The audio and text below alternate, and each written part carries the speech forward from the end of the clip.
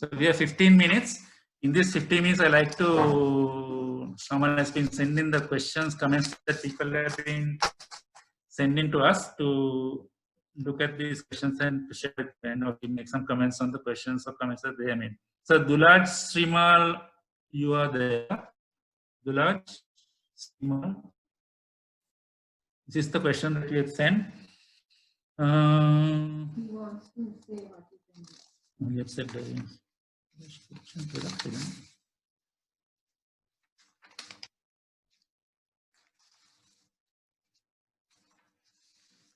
Dulaj, are you there? Dulaj Srimal. Dulaj Srimal, are you there?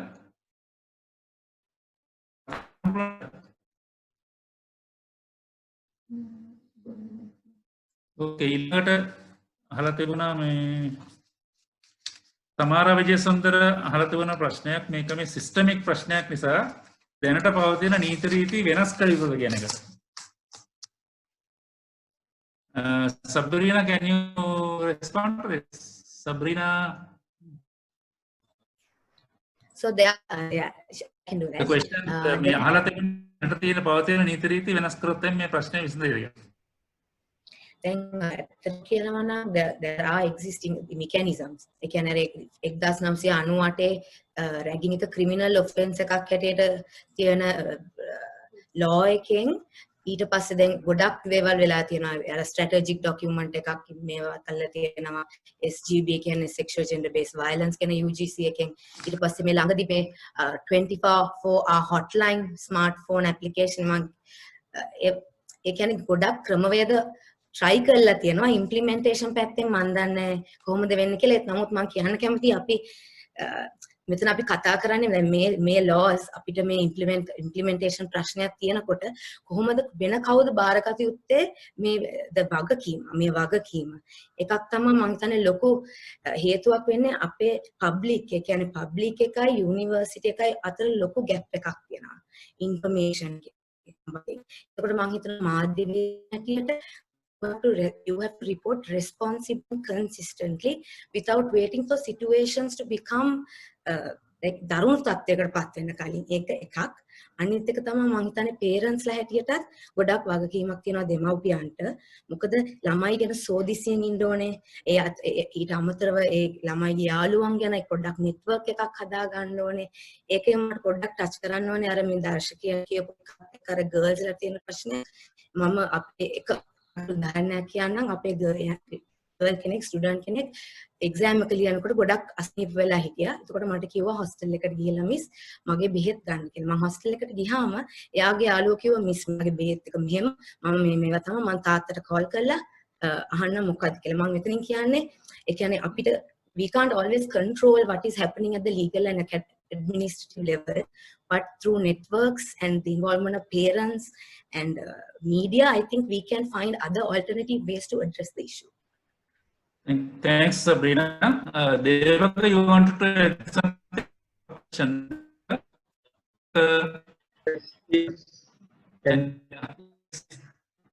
Half a minute. Okay. I also think similarly to Sabrina වගේ තමයි මාත් කියන්නේ මේ වගේ නීති රීති තිබිලා තියෙනවා දැන් අවුරුදු ගානකට. ඒත් ඒවා ඉම්ප්ලිමන්ට් කරන්න කැමති වෙලා නැහැ මේ බලයේ ඉන්න කට්ටිය. ඒ කියන්නේ ඩීන්ලා VCලා ප්‍රොක්ටර්ස්ලා ඉන්නවා. ඒගොල්ලන් ඒවා කරන්න කැමති නැහැ. ඒක මම වින්දලා තියෙනවා මගේ යුනිවර්සිටි කාලේ ඒක ඩිරෙක්ට්ලි මට එෆෙක්ට් වෙලා තියෙනවා. ඉතින් මං හිතන්නේ මං කියපු එක මං මුලින්ම කියපු පොයින්ට්ස් මේකට අදාළයි.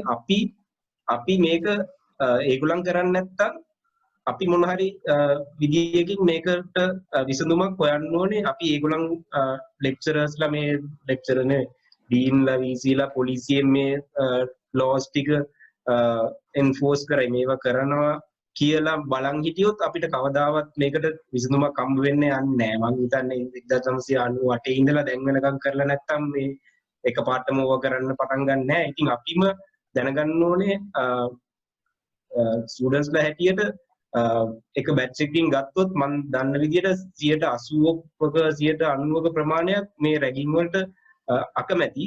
ඒත් කිසිම දෙයක් ඒකට විරුද්ධව කරන්නේ නැහැ. ඒ කියන්නේ අර 10% ඔය රැග් කරන 10% කියන දේ අහගෙන ඉන්නවා. බයි.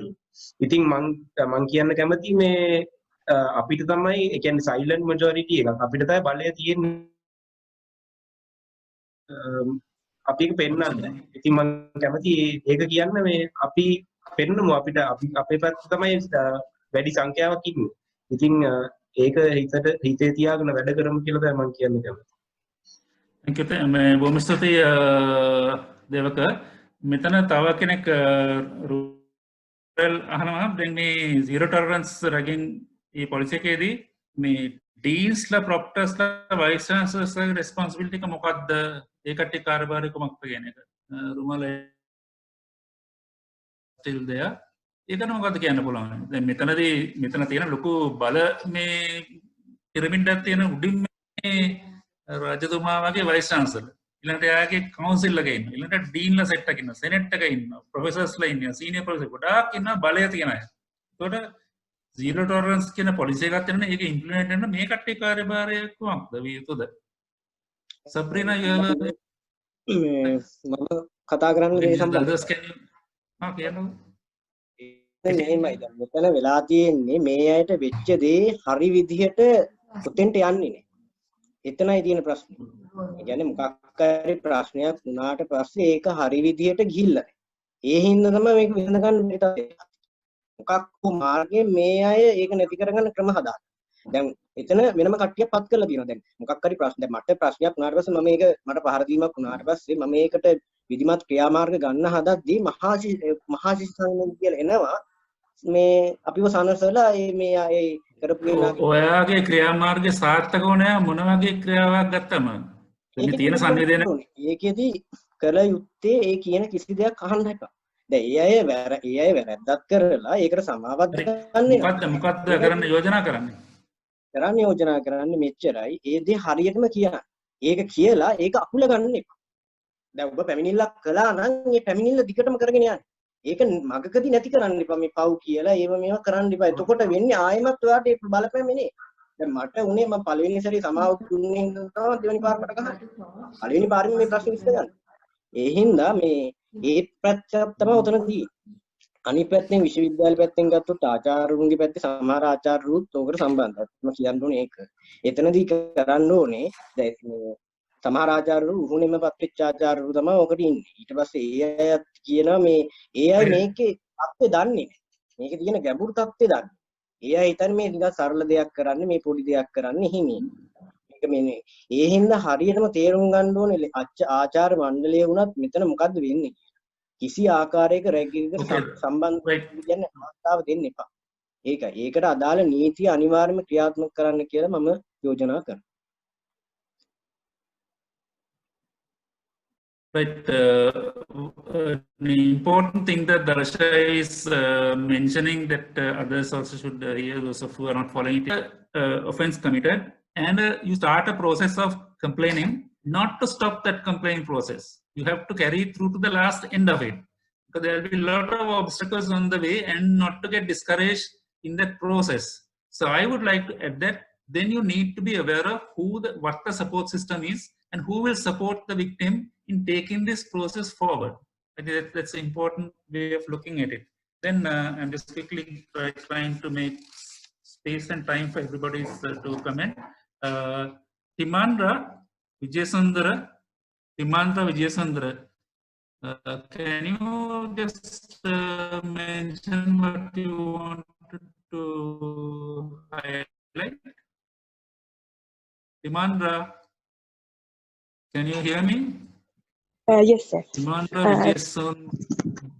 hello? Yeah, sorry. Yeah, go ahead quickly. This is the point I want to make, or the question I was asking is whether, given that ragging is something that is the norm rather than the exception, and not everyone gets caught, when the ones who get caught, if they are to be punished, they have such harsh laws to be punished under couldn't that be something that contributes to people trying to ignore the situation? Because if they recognize it for what it is, then it gets punished under these laws, which seem harsh. Yes, Timandra, there is some discussion going on, at least when I was working at this committee at the UGC, there was some discussion going on with the state agency that is responsible for laws, Intelligence Department, about the question of whether how effective these laws are, and whether the severity of the punishments listed out is actually a deterrent against people carrying out their roles. So that discussion is going on. However, if I am speaking on behalf of a father that I meant. If my son loses his life, what is the suitable punishment? Right. So we have to get it from that side. Timandra, I know there's a difficult question, but when I interact with father, he kind of put me in a corner and asked, what would you do? And for a couple of hours every day, I had to grapple with what would I do if I was a much more empowered father, like our famous minister in the parliament. What would I do? That guy who threw chili powder. If I had that mentality, father, what would I do? So there is those extremes also we have to actually consider. I mean, laws are there that every student who comes to the university signs an agreement and they are aware of the law. But as Devaka said, it's in the implementation of it that is the flaw. Vice chancellors are weak. So the conversation can go. So Shamala is waving her hands suddenly. Okay, you shut up. You're not the speaker. Okay, right. So let's move on. So laws have to be changed. It's more important that laws have to be implemented. Then everybody, can we be a lobby that will follow up on these kinds of complaints? If we know that there has been a complaint, we should have been in a position to put pressure on the Vice Chancellor and the Council to ask them periodically, what have you done? What is the status of this particular complaint? Has it been brought to closure? If we don't raise it up, it will never be raised up. So it is a family who will lose and it will stay there. Yeah, Sumati, you had asked a question. Aren't administrators also responsible for this? Okay, may I give the mic to Sumati? Are you there? Can you hear me? Sumati, Professor Sumati from Peradeniya University. Okay, I'm here. Yes, so I had not unmuted. Administration is, I think, there are two culprits here, and we have to understand the complexity of those two, and that's the student union and the administration. I'm not going to talk about the student union here because that's another big topic. That's another big topic, and we can't just dismiss the student union but administration, I think that's really is coming from the government to the deans, and they are really culpable in this. And I'll say one way in which they're culpable. Closing down the university is seen as a failure on the part of the vice chancellor. So the vice chancellors will do anything not to close university down. And they go into compromises with the student unions and the students and various other parties. That is one. And these are political appointments as well. They are beholden more to the governments and other dominant factions rather than the minority of students and staff who speak up against ragging. So I think one major issue is power, and I think we need to talk about, ragging and power. And this power is not just about student unions wielding power or some students who have who drag or who have ragging on their side having power, but there is collusion here. There is a kind of collusion that cannot be seen very directly, openly, but that has to be understood. And I would hold the administration very much to task here. I mean, they are very much at the center of it. The other thing is, Yeah, one thing. I don't think the law works here for many reasons, because we don't have witness protection. And why is that we don't have witness protection? Because the university administration is not interested in that. Not because of anything, not because of anything else. And in our university, when the law was invoked, it was invoked against an anti-rag student.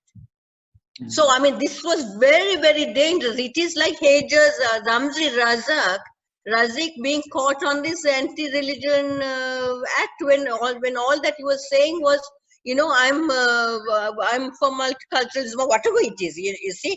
So, I mean, this is very counter. We have to be very careful about what the law means. Thank you.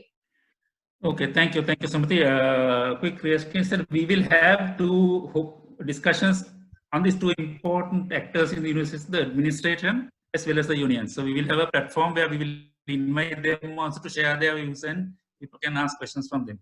Moving on to Nicola. Nicola, you had a question to ask?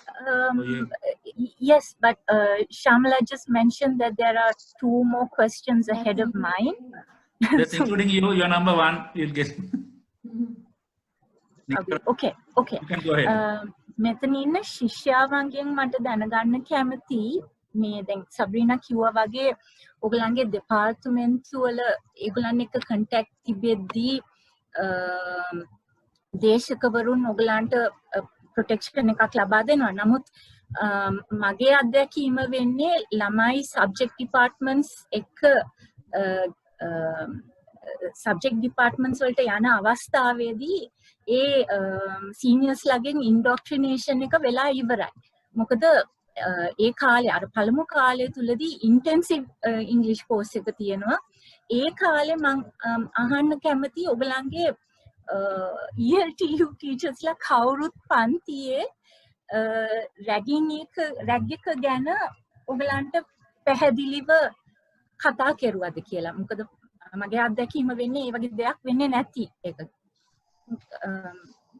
I mean, what I mean to say is the first point of contact that a lot of our incoming students have is with their ELTU teachers. I mean, Sabreena talked about how subject teachers can develop mentoring relationships, but there is that intensive course period which the union activists are very deliberate about influencing and recruiting these students. So wanted to know if what kind of message they received from their ELTU class teachers, if at all. If anyone is willing to answer. We are running short of time, Nicola. So I just sorry, I think that would be a very interesting because as in any study program, the ELTU is the entity that most students have their first interaction, and they could play an important role. Maybe we could ask another discussion. ඒකට කියන්න තියෙන්නේ අපිට එහෙම දැනුම් දීමක් කරන්නේ නැහැ. ඒ ඉංග්‍රීසි කෝස් එක කාල සීමාව තුළ මෙහෙම රැගින් එකක් තියෙනවා කියලා කොයි වෙලේකවත් අපි දැනුමක් දෙන්නේ නැහැ. ඒක තමයි උත්තරේ. Thank you. Let's actually move on to the last and the final comment. There is Prince, University of Ruhuna, you want to say something? Yes, I wanted to say something which was a comment, a few comments back about the legal aspect and the laws being too strict. This is the same thing you see with domestic abuse, child abuse. If the laws are not strict, even the ones who are being abused don't realize how bad it is. Because then they will think, oh, they just said something bad to me, they didn't hit me. They wanted to throw something at me, but it didn't hit me, so it isn't such a bad issue, I shouldn't report this. So in order for the first year students to see how serious of an issue this is, I think the laws need to be very strict. And yes, it's very unfortunate that it's not being implemented. And since it's like a structural issue in the university, once you start enforcing the laws to 1, 2, or even මේ මොනවාද ශිෂ්‍යභාවය මුළු batch එකක්ම අහෝසි කරත් ඊළඟ batch එකේ නම් ඔක හරියනවා. Like legal aspect එක අඩු කරන එක නෙමෙයි ඒකට විසඳුම. Thank you very much, Prince. Just one sentence. Ragging prevailed in Malaysia. How they control it, brought a full stop is 2 successive years. They dismissed all raggers and the perpetrators and the victims. Victims are not complaining for not taking it through. And that's the way they brought a complete stop to ragging in Malaysia. That's about my comment about you. So I agree. So we should go on. The last, the last comment is from Devaka. He wanted to make a comment about this ELTO system. Devaka? No, maybe so. I think it's Sabreena. Okay. Then we are done. So, Sabreena, please comment. Okay, fine. So we have run out of our time. So very soon the system will stop this conversation. But thank you very much for all the 3 panelists, as well as the large number of people who joined this. I mean, there were close to 70 persons actually joined this discussion. So we think that there's a big interest.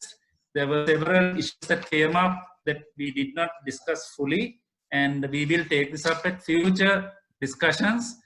Please inform others who are interested and you feel that should be combined and brought into this, this discussion forums, and we will take the process forward. First, creating a network of interested people, and then finding space in the present public university system as well as outside to intervene and do something to prevent these things. And we've discussed enough. I mean, it's time to be creatively identifying things that we as students, alumni, staff, public can actually do, so that we bring a stop to this menace soon. So thank you very much for engaging. Kindly share this information with your friends and colleagues and anybody else who think that they should be involved in it in a proactive manner. Yeah, thank you very much. My co-host, Shamala, is hiding behind the computer. And this is her house, so I barged in here to have this conversation. So thank you very much, everybody. God bless. Okay.